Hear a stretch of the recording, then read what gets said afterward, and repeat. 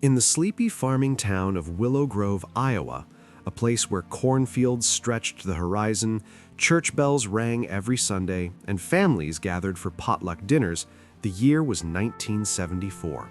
America was healing from Watergate, disco was rising, and in Willow Grove, life moved to the rhythm of harvests and high school football games. The air smelled of fresh soil and homemade apple pie, and trust was as abundant as the golden crops.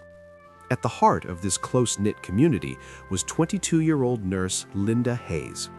Linda was the town's sweetheart, a bright-eyed young woman with a laugh that could light up the darkest room. She worked at the local hospital, where she held hands with the dying, comforted new mothers, and mentored nursing students with endless patience. Linda volunteered at the animal shelter, sang in the church choir, and dreamed of traveling the world one day. She lived with her parents on their family farm, helping with chores before her shifts. Her boyfriend, Tom, a mechanic with a gentle soul, planned to propose that Christmas. "She's my everything," he would say to friends over coffee at the diner.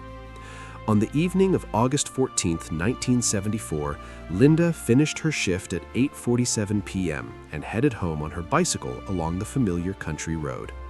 She called her mother at 9:02 p.m. from a payphone. "Be home soon, Mom. Love you." That was the last anyone heard from her. The next morning, a farmer found her body in a ditch beside the road. She had been beaten, strangled, and left like discarded trash.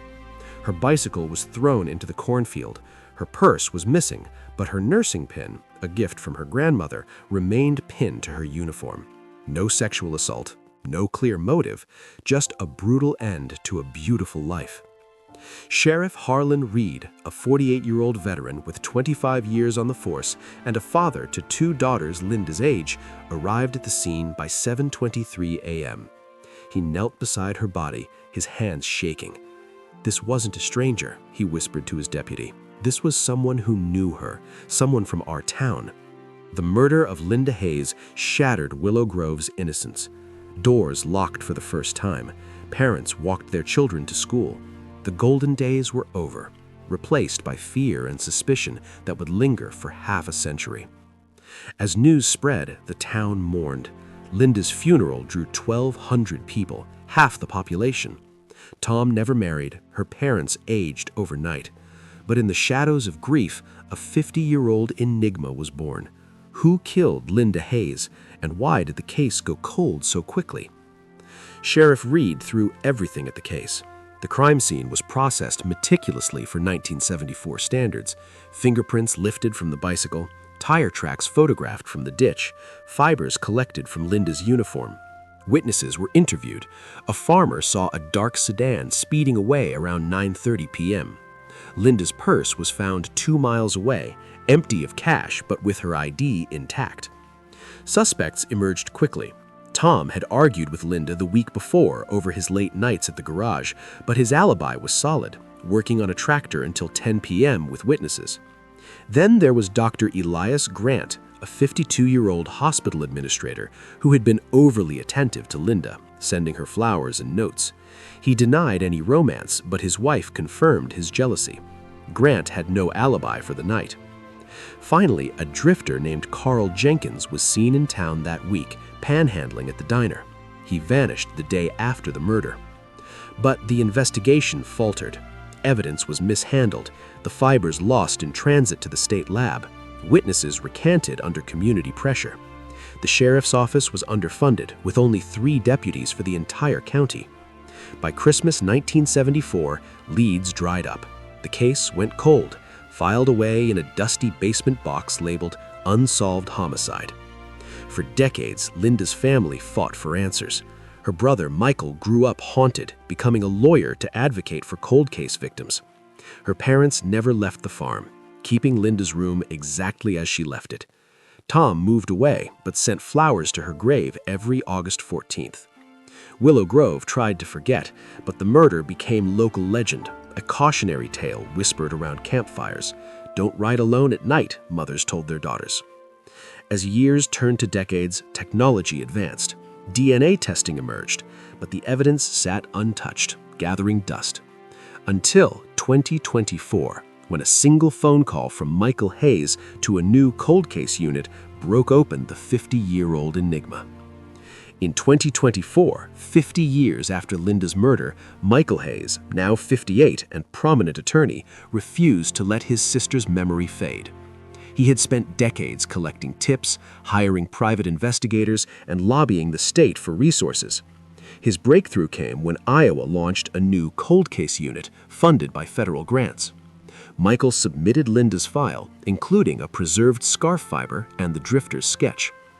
Detective Sophia Klein, a 36-year-old specialist in forensic genealogy with a passion for giving voices to the forgotten, took the case.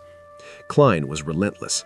She had solved 3 cold cases in her first year using DNA to bridge decades. "These aren't just files, they're lives interrupted," she said. The unit retested the scarf fiber. Advanced DNA analysis revealed a partial profile, male, not matching any in the national database. But using genealogy databases, Klein traced it to a distant relative in California. The family tree led to a shocking name: Elias Grant's son, born in 1975, just 9 months after Linda's murder. Grant, now 102 and in a nursing home, was re-interviewed. His mind foggy, but his confession clear. "She was pregnant. It was mine. She wanted to keep it. I couldn't let that ruin my life." He had followed her that night, argued, and in a rage strangled her. The purse was a red herring to make it look like robbery. He buried her notebook with the pregnancy news in the woods, never found. The revelation stunned Willow Grove. The respected doctor had lived among them for 50 years, attending church, raising a family, while hiding his sin. The investigation exploded with Grant's confession, but twists abounded. Grant's son, unaware of his father's crime, provided DNA that matched the fiber perfectly, but it was paternal, not direct. Grant admitted he had worn his son's scarf that night to frame a drifter if needed. Carl Jenkins, the real drifter, was tracked down, innocent, living in Texas. More shocking, Grant's wife had known. She confessed on her deathbed in 2018, leaving a letter for Michael Hayes. "I helped him hide it. Forgive me." The letter detailed how she burned Linda's purse and alibied her husband. The town reeled. Families who had idolized the Grants turned away. The hospital renamed its wing after Linda. Tom, now 72, found closure but heartbreak. "I always suspected but never knew." Detective Klein pieced it all together, using AI to reconstruct the 1974 timeline. The case, once doomed by primitive tech, was solved by modern miracles. Elias Grant's trial in 2025 was a spectacle. At 102, he was the oldest defendant in Iowa history. Prosecutors presented DNA, the confession, the wife's letter. Grant's defense claimed dementia, but medical experts confirmed his lucidity. Michael Hayes testified, his voice breaking, "You stole my sister. You stole our family's joy." The town filled the courthouse. Old friends turned enemies. Grant was convicted of first-degree murder, sentenced to life, though at his age it was symbolic. He died in prison 6 months later, unrepentant. The reckoning extended beyond Grant. The original sheriff's mishandling was exposed, leading to reforms in evidence storage. Willow Grove established the Linda Hayes Justice Fund, training police in cold case techniques. 50 years after Linda's murder, Willow Grove has healed but remembers. Michael Hayes runs the foundation in her name, solving other cold cases. The hospital's wing bears her name. Annual vigils honor her life. Detective Klein's work inspired a new generation of investigators.